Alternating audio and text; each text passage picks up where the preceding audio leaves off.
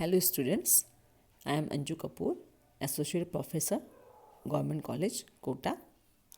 पिछले हमने हमारे कुछ लेक्चर्स में पोल्यूशन साइंस में कौन कौन सी टेक्निकल टर्म्स हम काम में लेते हैं, उनमें कुछ मुख्य प्रकार की टर्मिनोलॉजी के बारे में हमने पढ़ा। उसी को और आगे बढ़ाते हुए आज हम कुछ और टर्म्स के बारे में जानेंगे, जैसे कि salinity, potable water, radioactivity, sedimentation, sewage, SPM, sludge, smoke, SPM, smoke, scrubbing, surveillance, etcetera. सबसे पहले हम बात करते हैं सैलिनिटी की। Salinity means the amount of salt present in water, mainly as sodium chloride. Water sample में कितना salt present है, amount of salt present in the water, that is known as salinity. और मुख्य रूप से ये सोडियम क्लोराइड के साथ हम इसकी बात करते हैं।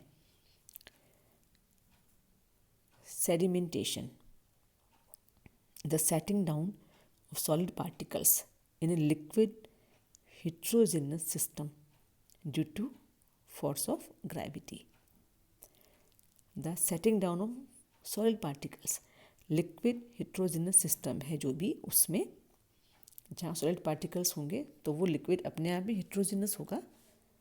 तो जो liquid heterogeneous samples हैं, system है, उसमें सॉलिड पार्टिकल्स का बैठ जाना, नीचे बैठ जाना, वो भी फोर्स ऑफ ग्रेविटी के कारण, वो होता है sedimentation.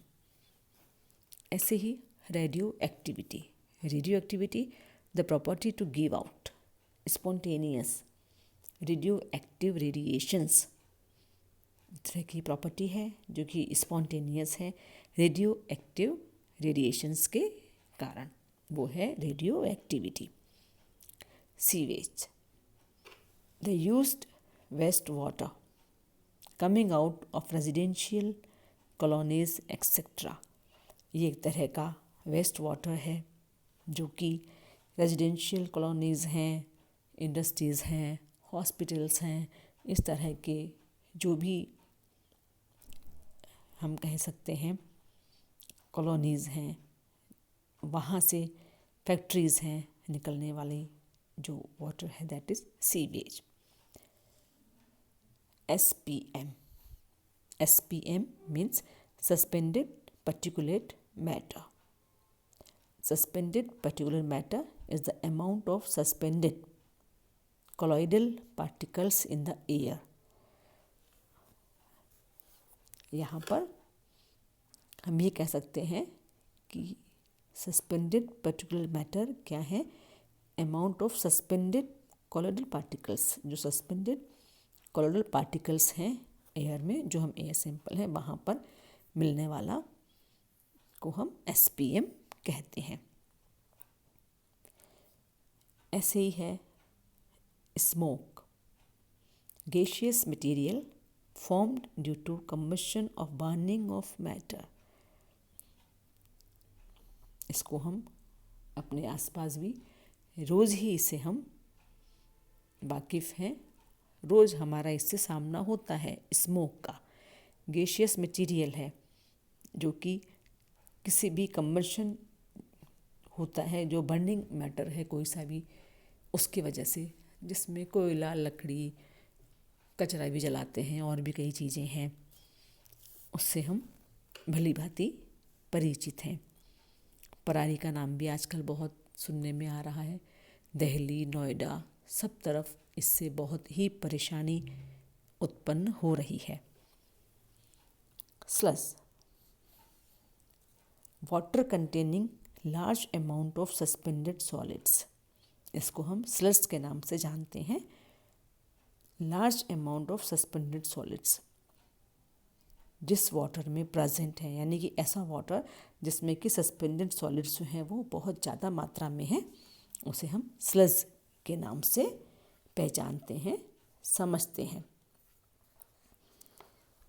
Smoke, smoke SMOG, smoke, smoke it is the combined form of smoke and fog. Smoke और फोग दोनों के मिलने से बनता है smoke. Smoke it is the combined form of smoke and fog when thick industrial or vehicular smoke forms a fog under favorable natural conditions। तो इसको हम स्मोक के नाम से जानते हैं। स्मोक बना हुआ है, फोग है, इंडस्ट्रीज से जो निकलता है धुआं, वेस्टेज जो निकलता है। इसी तरह से जो ऑटोमोबाइल पोल्यूशन है, ऑटोमोबाइल्स हैं हमारे, जो व्हीकुलर स्मोक जहाँ से रिलीज़ होते हैं, ऑटोमोबाइल्स चाहे वो 2 व्हीलर्स हों, 4 व्हीलर्स हों, और जो हैवी ट्रक्स हैं, बसेस हैं, यानी कि जो हैवी व्हीकल्स हैं, उनसे भी काफ़ी मात्रा में निकलता है। तो ये जो स्मोक है और साथ में इसके मिल जाता है फोग। जब इनको फेवरेबल नेचुरल कंडीशंस मिल जाती हैं तो स्मोक और फोग दोनों के मिलने से बनता है स्मोक, SMOG। इसको भी हम आजकल जो मेट्रो सिटीज़ हैं वहाँ पर बहुत ज़्यादा देखने को मिल रहा है, और आए दिन हम न्यूज़पेपर्स में और न्यूज़ में अभी इसको हम देख रहे हैं कि इतना स्मोक हो जाता है कि जो थोड़ा सा भी हमारा दूर का विज़न है वो भी क्लियर नहीं होता, बहुत ही धुंधला धुंधला सा दिखाई देता है। कोटा में भी पिछले कुछ समय से पोल्यूशन का जो कंसंट्रेशन है, जो एक स्टैंडर्ड मेजर है जो होना चाहिए, उससे कुछ ज़्यादा आ रहा है।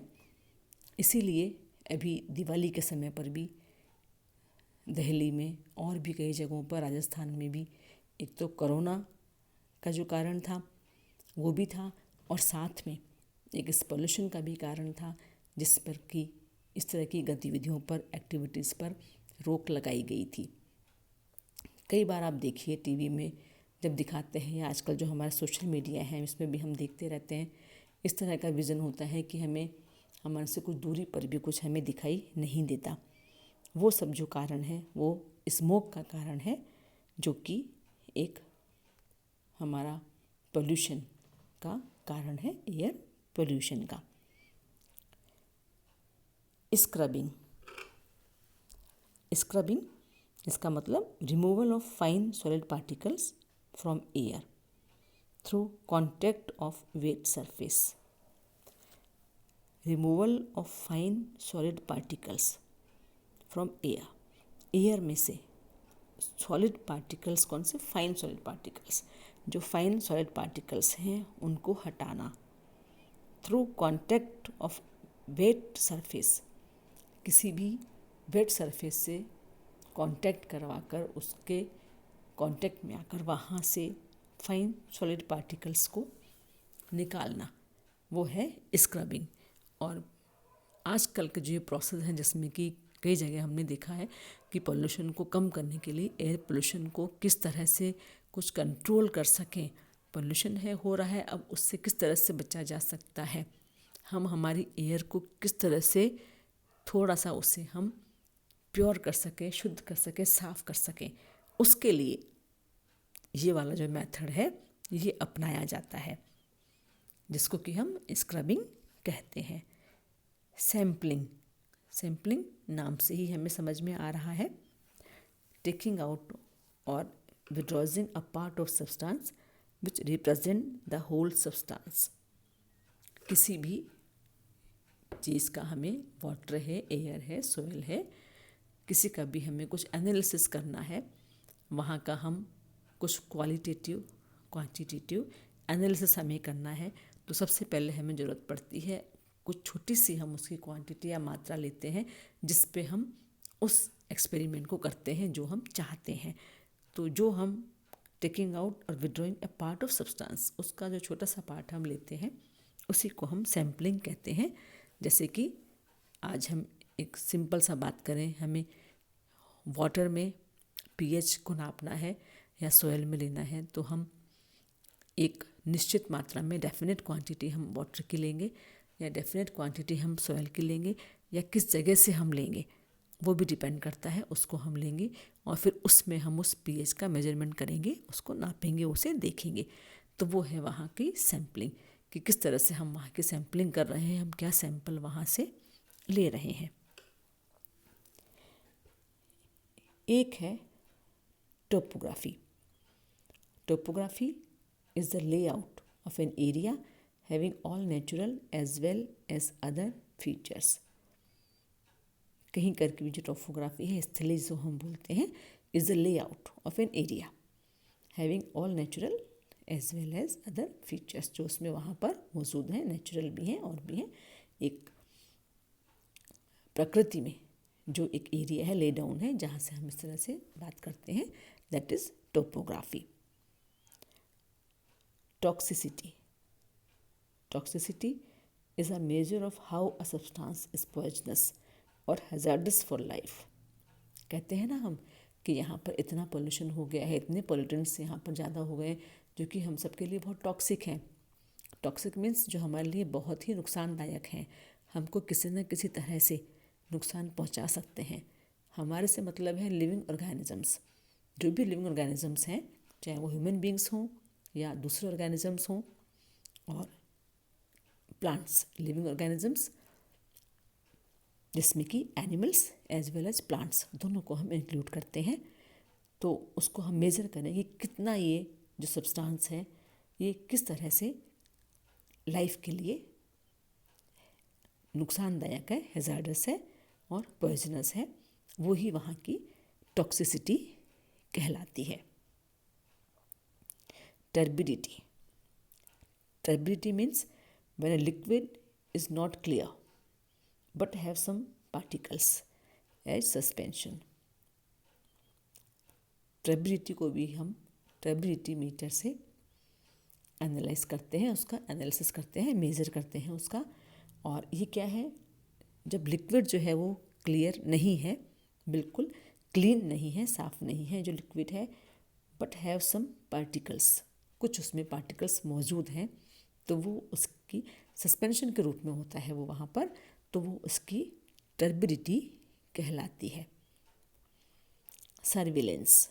Surveillance means term used for survey और monitoring of an area for a particular factor. किसी भी एक पर्टिकुलर फैक्टर के लिए जो एरिया है, उस एरिया की मॉनिटरिंग की जाती है या उसका सर्वे किया जाता है, तो उसको हम सर्विलेंस कहते हैं।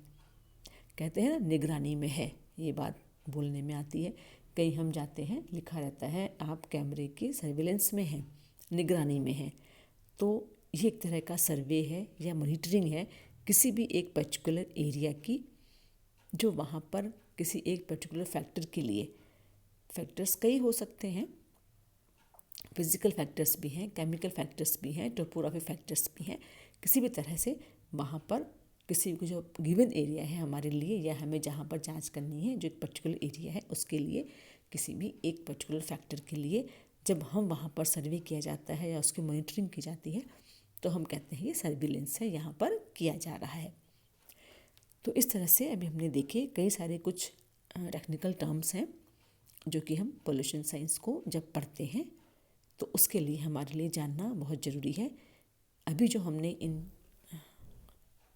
लेक्चर्स में जो हमने टर्म्स पढ़ी हैं वो सब हमारे पोल्यूशन साइंस से संबंधित हैं, इन सब में काम आती हैं। इसके अलावा और भी कई टर्म्स हैं जो साथ साथ हम आगे जब भी हमारी पोल्यूशन के चैप्टर्स पढ़ेंगे उनके साथ और भी आती रहेंगी। अभी तक हमने जो देखा वो जो मेन टर्मिनोलॉजी थी उनके बारे में हमने जाना। Thank you.